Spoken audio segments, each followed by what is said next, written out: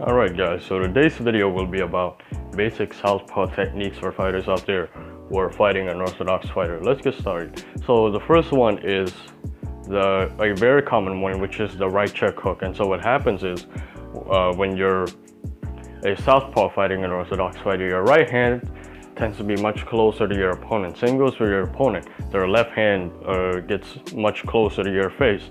And so what you do here, or what he does here, is he allows Tony to overcommit to the right hand, exposing his face on the left side, and then checking him with the right hook. That will happen again here. Tony will overcommit to the right hand, leaving his face open on the left side again. And then he will check him with the right hook. Then he pivots around.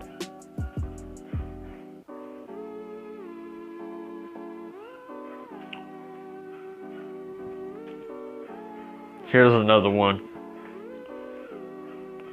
Again, Tony will overcommit to a right hand, leaving himself open on the left side. And Johnson will counter him with the right hook. Here, boom.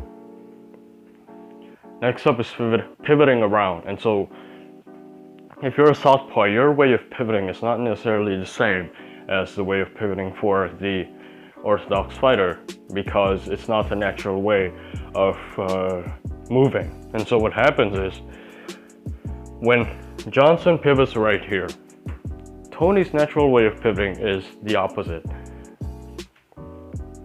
And in that sense, it's much harder to catch up. Same goes for this. He will pivot away from Tony. And so it's very good to utilize pivots if you're a southpaw fighting an orthodox fighter, because the direction in which your lead foot is going is very different from the natural way of pivoting for orthodox fighters. So the natural way of pivoting for orthodox fighters is like this, and the natural way of pivoting for southpaws is like this. Okay. Next up is jabbing the left side of the face of your opponent. And most of the time what Johnson does is it doesn't really look for the center. And the same goes for most southpaws. They jab more to the side of the face, and particularly to the left side, right there. And what happens is, we'll look at a clip here. Again, Johnson will jab, but he doesn't jab to the center. Notice, he jabs more to the side. Okay, and what that allows him to do is that allows him to move while jabbing. Okay, and here same thing will happen. He will jab first to the body, and notice he doesn't jab to the center. He jabs to the side, allowing him to move freely after the shot. And if you don't get what I mean, watch this clip. He will jab here, and that allows him to move to the right as he jabs, okay? And so it allows him to get out of the way as soon as he lands that punch. There it is. He moves his right foot outside of the lead foot of Tony, and then he moves out. Then he throws a check hook there. Now the most common one is the left hand counter, but what I like so much about Johnson is he throws the left hand counter to the head and to the body, and so it adds to the unpredictability of it all. What happens here is Tony will stick out his lead hand, and then Johnson will slip to the right, then he will go down low. Very basic southpaw techniques here. Then he knocks down Tony there. Here he will do that again. Tony will stick out his lead hand, right? And then Johnson will counter him with the left hand.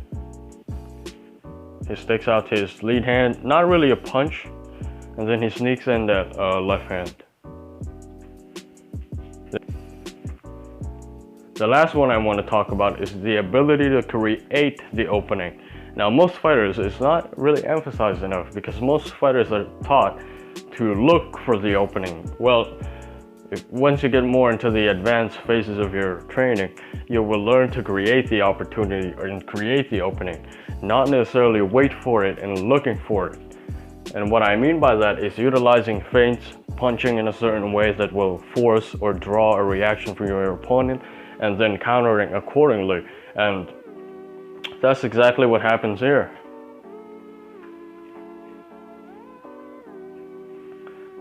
You know? Or here, I should say.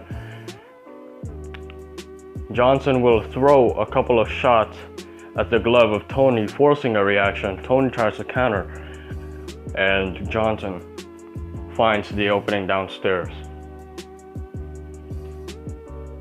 Same goes for this. Again, he will jab the glove of Tony, forcing Tony to throw a left hook, and then Johnson counters with the right.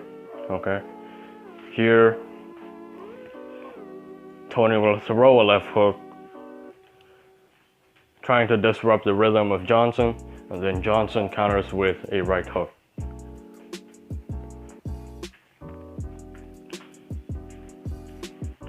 And then the same goes for that clip. Johnson will bait Tony into sticking out his lead hand, and then he will sneak in a left hand and then a right jab. Last one here. Johnson will feint the jab, forcing Tony to stick out his lead hand and then opening up the body. Then Johnson shoots down low.